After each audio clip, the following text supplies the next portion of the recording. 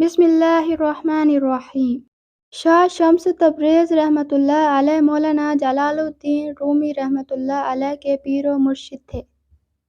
یہ ان دنوں کا واقعہ ہے جب مولانا رومی شاہ شمس سے واقف کار نہ تھے۔ ایک دن شاہ شمس تبریز مولانا رومی کے مکتب جا پہنچے۔ وہاں مولانا رومی بیٹھے کچھ کتابوں کا مطالعہ کر رہے تھے، تو شاہ شمس نے ان سے پوچھا، یہ کیا ہے؟ مولانا رومی نے ان کو کوئی عام ملنگ سمجھ کر جواب دیا، یہ وہ علم ہے جس کو تو نہیں جانتا۔ شاہ شمس یہ جواب سن کر چپ ہو رہے۔ تھوڑی دیر بعد مولانا رومی کسی کام سے اندر کسی جگہ گئے۔ واپس آئے تو اپنی وہ نادر و نایاب کتابیں غائب پائیں۔ چونکہ شاہ شمس وہیں بیٹھے تھے تو ان سے پوچھا۔ شاہ شمس نے مکتب کے اندر کے پانی کے تالاب کی طرف اشارہ کیا اور کہا، میں نے اس میں ڈال دی۔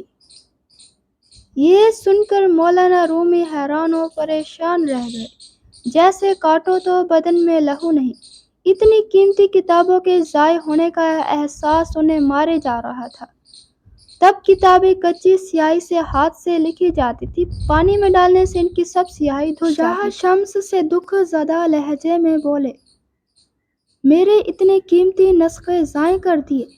شاہ شمس ان کی حالت دیکھ کر مسکرائے اور بولے، اتنا کیوں گھبرا گئے ہو، ابھی نکال دیتا ہوں۔ یہ کہہ کر شاہ شمس اٹھے اور تالاب سے ساری کتابیں نکال کر مولانا رومی کے آگے ڈھیر کر دیں۔ یہ دیکھ کر مولانا رومی کی حیرت کی انتہا نہ رہی کہ سب کتابیں بالکل خشک ہیں۔ مولانا چلا اٹھے، یہ کیا ہے؟ شاہ شمس رحمۃ اللہ علیہ نے جواب دیا، یہ وہ علم ہے جس کو تو نہیں جانتا۔ یہ کہہ کر شاہ شمس چل پڑے۔ ادھر مولانا رومی کے اندر کی دنیا جیسے الٹ پلٹ چکی تھی۔